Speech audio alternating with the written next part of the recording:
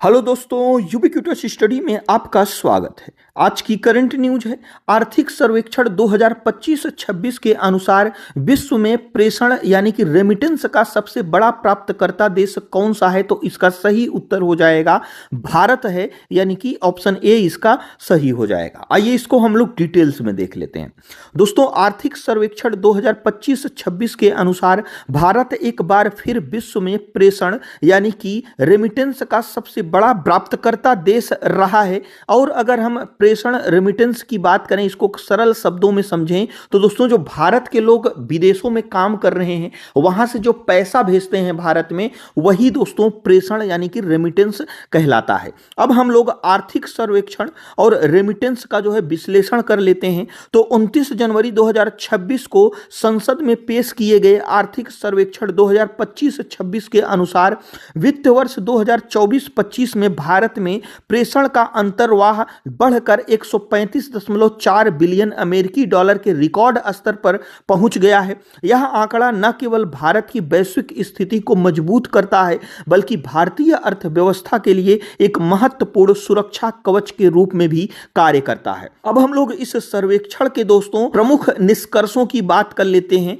तो इसमें आ जाता है बाह्य क्षेत्र में स्थिरता, यानी कि रेमिटेंस भारत के बाह्य खाते को स्थिरता प्रदान करता है और चालू खाता घाटे को प्रबंधित करने में मदद करता है। यह वाक्य दोस्तों आप लोगों को कम समझ में आया होगा, इसको हम लोग एक एग्जाम्पल से समझते हैं, उसमें आप लोगों को जो है रेमिटेंस अच्छे से समझ में आ जाएगा, इसका काम जो है समझ में आ जाएगा। तो मान के चलिए दोस्तों, जो आप हैं, आपका जो साल भर का खर्च है वह 10,000 रुपए है, यानी कि साल में आप जो है 10,000 रुपए खर्च करते हैं, लेकिन आपकी जो इनकम है वह केवल 7,000 रुपए है। ठीक है, केवल 7,000 रुपए है। तो दोस्तों अब क्या होगा, चूंकि आपकी जो कमाई है वह केवल 7,000 है, लेकिन आप खर्च 10,000 करते हैं, तो इस हिसाब से जो 3,000 रुपए की कमी हो रही है उसको आप क्या करेंगे, तो उसको दोस्तों आप जो है कहीं ना कहीं से जो है उधार लेके पूरा करेंगे। और जब आप उसको उधार लेंगे तो इसमें क्या करना पड़ेगा,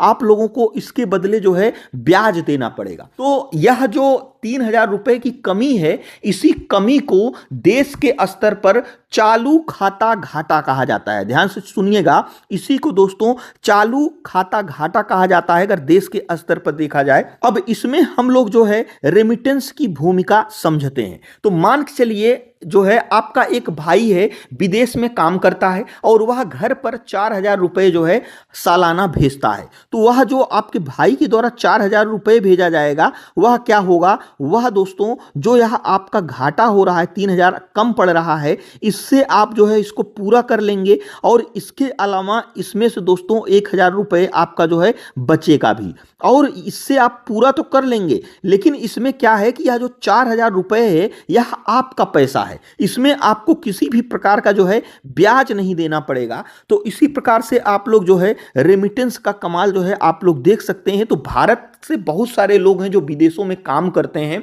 वहां से पैसा भेजते हैं। अब आप लोग कहेंगे कि जो पैसा भेजा जाता है वो अपने परिवार के लिए इंसान भेजेगा, तो इसमें सरकार का क्या हुआ? तो दोस्तों जो वह विदेशों से जो पैसा आता है, वह मान के चलिए अगर कोई अमेरिका में काम कर रहा है तो वहां से दोस्तों डॉलर आएगा। ठीक है, अब यह जो डॉलर है यह भारत सरकार के पास जो है यह रह जाएगा, और भारत सरकार इसके बदले जो है आपको जो है आपके परिवार को रुपया देगी। और यह जो डॉलर है यह दोस्तों आयात निर्यात में जो है काम आता है, यानी कि अगर भारत को विदेशों से ऑयल लेना है या फिर किसी भी प्रकार का और चीज लेना है तो वह रुपए में पेमेंट नहीं करता है, बल्कि डॉलर में जो है पेमेंट करता है। यह दोस्तों जो रेमिटेंस है यह भारत के खर्च और कमाई के बीच बड़े अंतर को जो है भर देता है। और वहीं पे अगर हम बाह्य खाते की बात करें, इसका क्या मतलब होता है, तो दोस्तों इसका मतलब है भारत का पूरी दुनिया के साथ पैसों का जो लेन देन होता है वही बाह्य खाता होता है, और इसमें भी रेमिटेंस का जो है भूमिका होती है। क्योंकि दोस्तों यह जो रेमिटेंस होता है इस पर किसी भी प्रकार का जो है भारत सरकार को ब्याज नहीं देना है।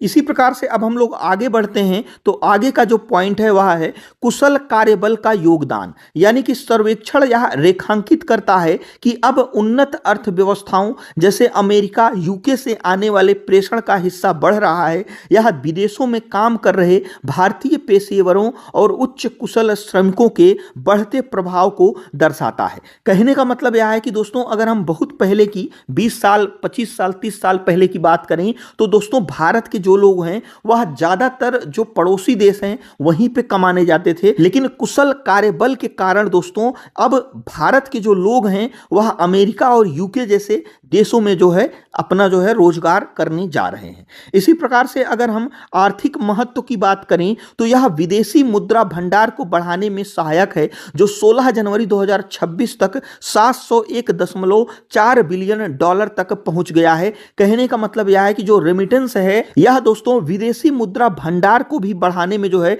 इसकी महत्वपूर्ण भूमिका है। ओवरऑल अगर देखा जाए तो प्रवासी भारतीयों द्वारा भेजा गया यह धन भारत के घरेलू उपभोग को बढ़ावा देने के साथ साथ देश की व्यापक आर्थिक स्थिरता को बनाए रखने में रीढ़ की हड्डी साबित हो रहा है। तो दोस्तों जो भारत है वह रेमिटेंस प्राप्त करने के मामले में शीर्ष स्थान पर है। तो इसी प्रकार से यह हमारा आज का करंट अफेयर्स था। जो हमारा आज का क्वेश्चन है वह है झारखंड सरकार द्वारा वित्तीय वर्ष 2026-27 के लिए पेश किए जाने वाले बजट का क्या नाम रखा गया है। तो इसमें से कौन सा ऑप्शन सही है हमें कमेंट बॉक्स में जरूर बताइएगा। और दोस्तों यदि वीडियो यूजफुल लगा हो तो हमारे चैनल को जरूर सब्सक्राइब करिएगा। वीडियो देखने के लिए आपका बहुत बहुत धन्यवाद।